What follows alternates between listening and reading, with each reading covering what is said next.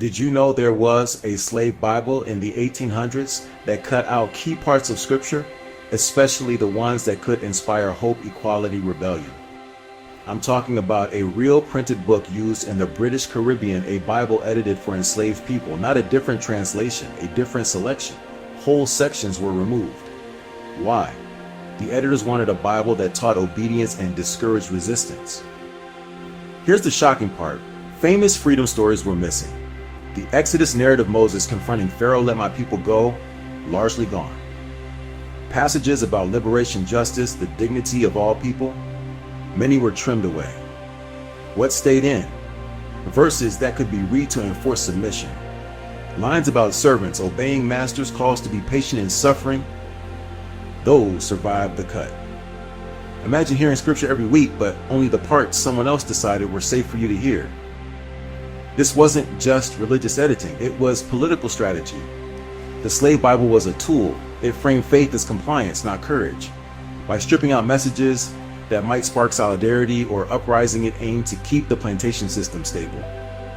And yes, this actually existed as a printed volume selected for use by enslaved people. Copies are rare today, and when you see one on display, it's chilling.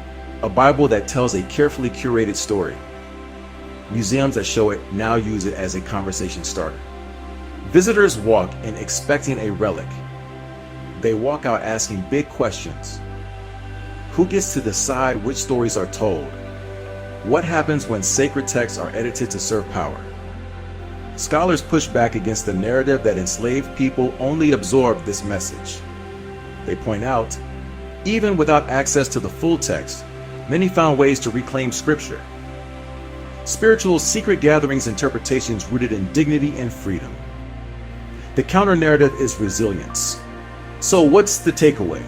Censorship doesn't always look like a burned book. Sometimes it looks like a carefully curated one. When you remove stories of liberation, you don't erase hope. You prove why those stories matter.